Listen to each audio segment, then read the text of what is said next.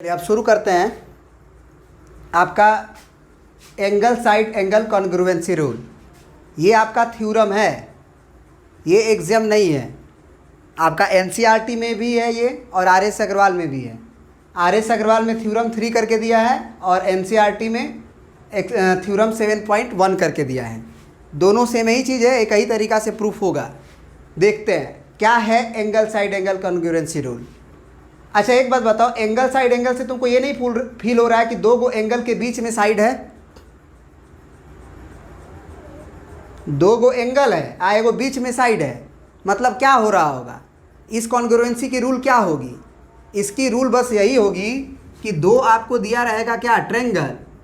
दो गो दिया रहेगा क्या, ट्रेंगल। एक ट्रेंगल मान लीजिए आपका ये हो गया ABC और एक ट्रेंगल हो गया आपका क्या, DEF। क्या हो गया, मान लो DEF।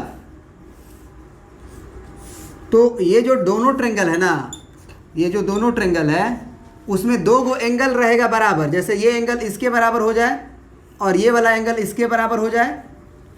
साइड बीच में है, साइड बीच में मतलब इन दोनों एंगल के बीच वाला साइड AB कहलाएगा कि AC कहलाएगा कि BC कहलाएगा? बताओ कौन कहलाएगा? अगर ये दोनों एंगल बराबर दिया गया है तो इनके बीच का साइड कौन होगा, BC होगा कि AB होगा कि AC? आवाज सुन पा रहे हो? BC कहलाएगा। क्या कहलाएगा, BC। और फिर ये बराबर एंगल बराबर था, ये इसके बराबर था, इसके बीच का साइड कौन कहलाएगा, इन दोनों एंगल के बीच का EF।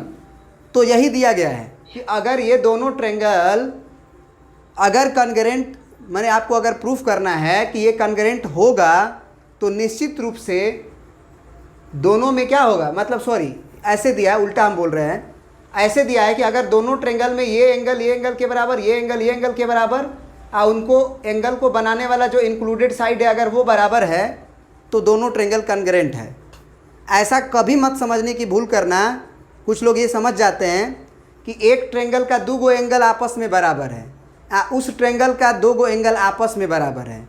ये एंगल बराबर हो या ना हो कोई ज़रूरी नहीं, ये एंगल बराबर हो या ना हो कोई ज़रूरी नहीं। बात समझ रहे हो ना?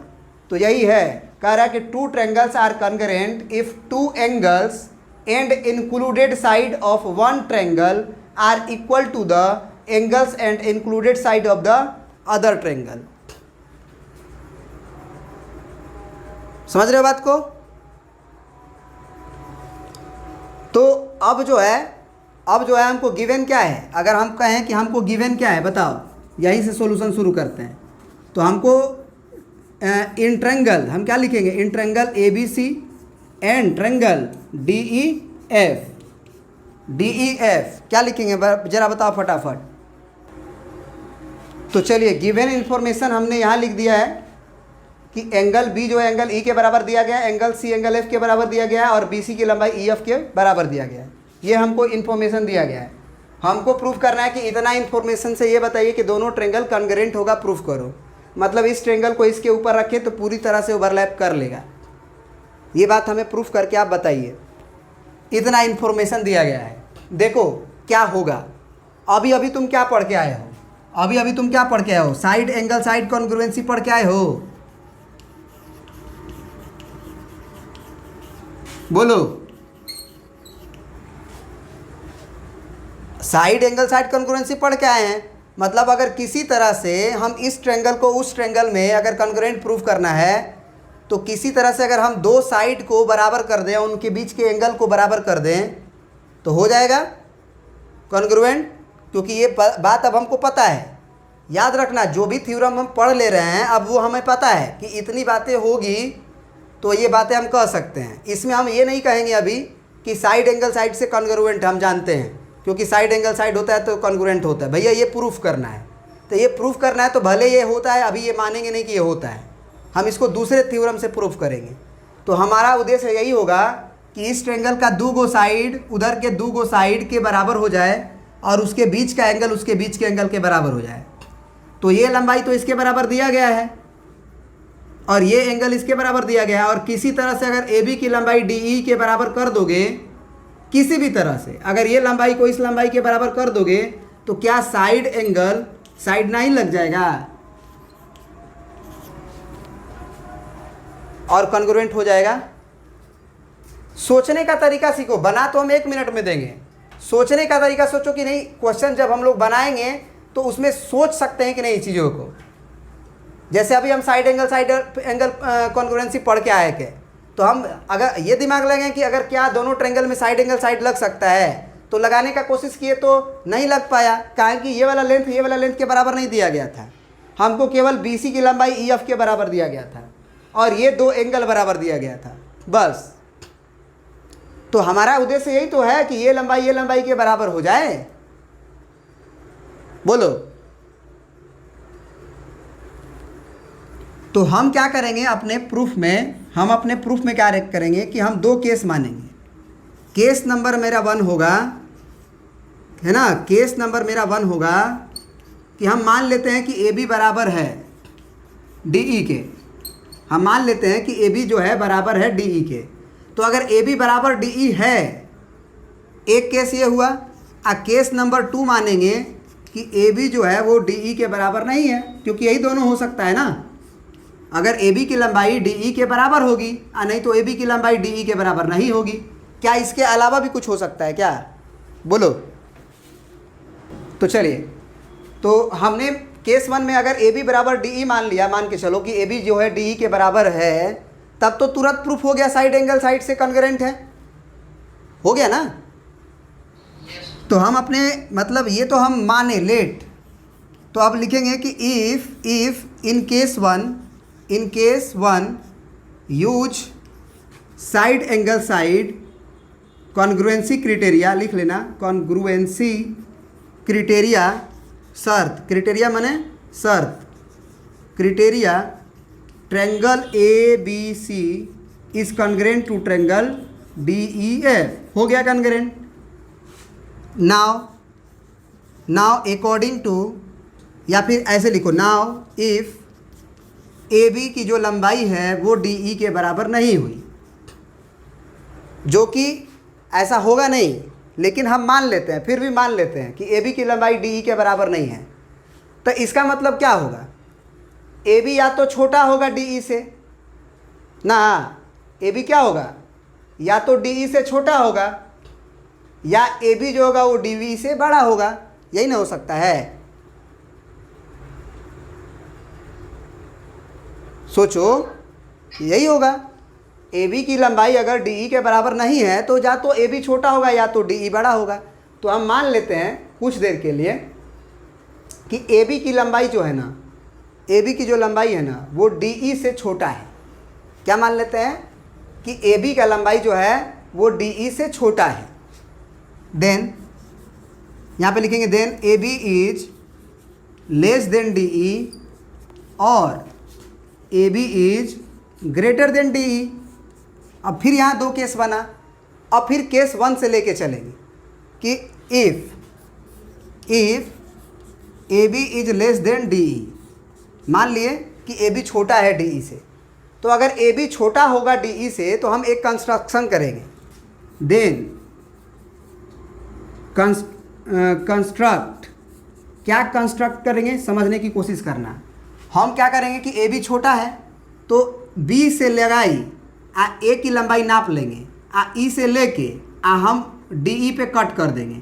तो ज़रा बताओ कि BA की लंबाई अगर छोटा है तो निश्चित रूप से ED के कहीं पहले ही कट कर देगा कि नहीं? बोलो।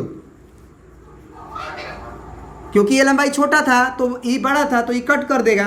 तो हम कह दिए, ये कंस्ट्रक्शन हम अच्छे से लिख देते हैं, थोड़ा सा वो मिटाएंगे भी। तो हमने कंस्ट्रक्शन लिख दिया है कि देन कंस्ट्रक्ट BA की जो लंबाई है is equal to ED dash. तो ED डैश कहाँ ड्रॉ किए हैं? तो इन ट्रायंगल DEF में ड्रॉ किए हैं। आप किस पे ड्रॉ किए हैं? तो साइड ED के ऊपर किए हैं। और फिर क्या किए हैं? And join D dash F, मतलब D डैश और F को हम ज्वाइन कर देते हैं। D डैश F को हम क्या करते हैं? ज्वाइन कर देते हैं। कर दिए ज्वाइन। अब मज़ा आएगा। अब एक बात बोलेंगे और प्रूफ हो जाएगा। क्या है वो बात समझने की कोशिश करना। हमने हमने अब यहाँ पे ये सोचो, कंसीडर, हमने अब ये कंस्ट्रक्शन या जो भी कह लो वो प्रूफ ही शुरू है, प्रूफ ही लिख देना। यहाँ के बाद आप क्या कर देना, ये प्रूफ वैसे लिखा भी हुआ है, कोई दिक्कत नहीं है। तो अब हम लिखेंगे कौन सा ट्रेंगल, कौन सा consider triangle in triangle ABC and D dash EF। जरा बताओ कि AB की जो लंबाई है वो किसके बराबर है, D डैश E के बराबर है ना।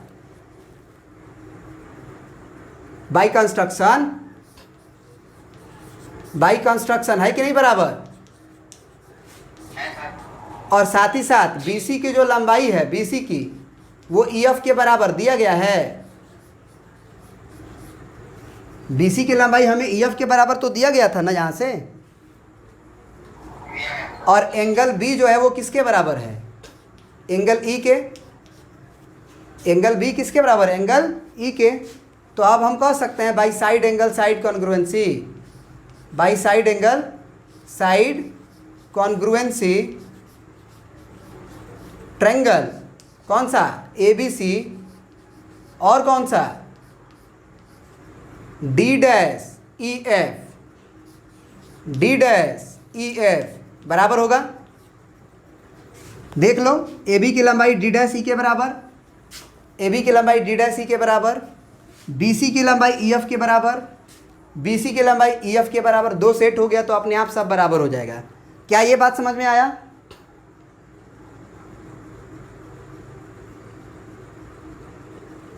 यहां वाली बात समझ में आई। तो इस तरह से हम कह सकते हैं कि एंगल ACB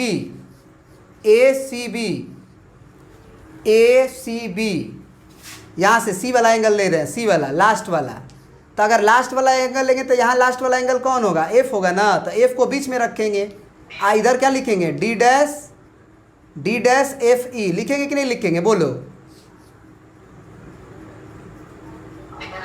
लेकिन जरा सोचो कि तुम्हें ACB किसके बराबर दिया गया था, तुम एंगल C को ये वाला एंगल के बराबर किए हो अभी, क्योंकि DFE जो है वो ट्रेंगल कॉन्ग्रुएंट हुआ था, D dash EF triangle congruent हुआ था EBC के।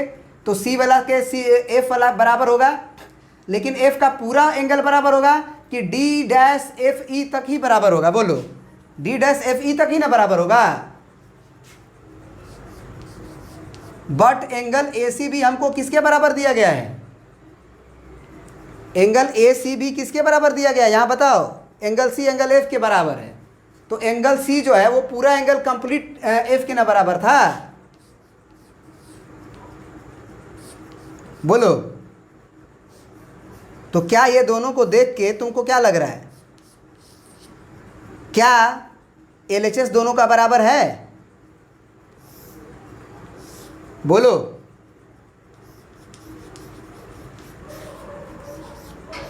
तो दोनों का RHS बराबर होगा, मतलब D dash FE is equal to DFE। लेकिन ये बात हमें पच नहीं रही कुछ।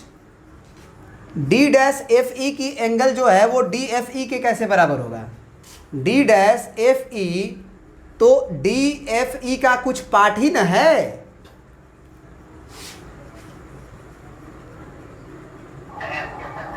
ये वाला छोटा एंगल है और ये बड़ा जो DFE है वो पूरा कंप्लीट एंगल है। तो ये इतना ज़्यादा है ना, ये बराबर हो सकता है क्या। तो अगर बराबर आ रहा है तो कहाँ पे गलती हो रही थी, अगर बराबर हो रहा है तो कहाँ पे गलती हो रही है। आपने ये मान के चला था कि AC छोटा है DE से, आपने AC बोल रहे हैं, AB छोटा है DE से, आप ये मान के चल रहे थे।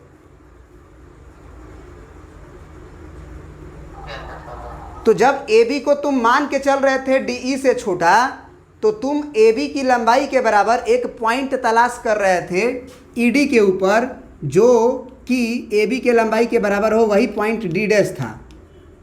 यानी कि डी डैश की तलाश थी ईडी के ऊपर कि ऐसा पॉइंट कोई मिल जाए जो इस लंबाई के बराबर हो। बात समझ में आ रही है?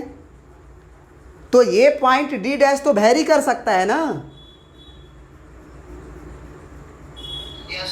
तो अगर ये डी डैश वैरी कर रहा है, इसका मतलब वो इंफॉर्मेशन अगर आ चुका है कि डी डैश एफ ई मतलब छोटा वाला एंगल डी एफ ई के बराबर है, तो तुम बताओ कि ये पॉइंट वैरी कर रहा है। तो ये बात हो जाने के बाद हम ये नहीं कहेंगे कि डी डैश जो है वो डी पे जाना पड़ेगा। क्योंकि ये पॉइंट तो वैरी कर रहा था। अब ये वैरी कर रहा था तो डी डैश को डी पे ही ना जाना पड़ेगा, क्योंकि डी तो फिक्स था। आपने कंस्ट्रक्शन में डी डैश को एडजस्ट करके अपना लंबाई बी ए के बराबर रखने का कोशिश किए थे। तो इसके बाद, इस इंफॉर्मेशन के बाद हम ये कंक्लूजन लिखेंगे। उस लास्ट इंफॉर्मेशन के बाद ये अपना टू प्रूफ लिख लेना, गिवन लिख लेना, टू प्रूफ लिख लेना। अब हम डायरेक्ट लिखेंगे, अब लिखेंगे कि दिस इम्प्लाई, वहाँ के बाद से, यहाँ के बाद से इम्प्लाई होता है कि D dash on D, D dash on D मतलब डी डैश कहीं और नहीं था, वो डी पे होगा। या ऐसे भी लिख सकते हैं D dash कॉन्साइड with D, D dash क्या लिख देंगे,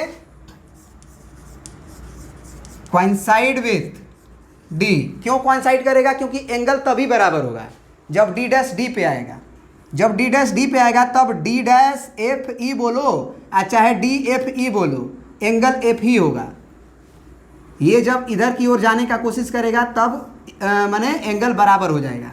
तो इस तरह से हो जाने के बाद अगर डी डैश डी पे आ गया तो निश्चित रूप से आपने कंस्ट्रक्शन में किसके बराबर किया था, ए बी को डी ई के बराबर, ए बी को डी डैश ई के बराबर।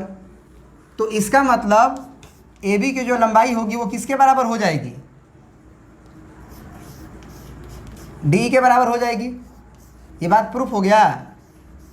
अब अगर ए बी बराबर डी ई प्रूफ हो गया तो फिर से हम क्या लिखेंगे, then by side angle side, क्योंकि ये साइड के बराबर, ये एंगल के बराबर और ये साइड के बराबर। तो साइड एंगल साइड कॉन्ग्रुएंसी से by side angle side congruency अपना लिख लेना, triangle A B C is congruent to triangle D E F. क्या ये बात समझ में आया कि नहीं आया?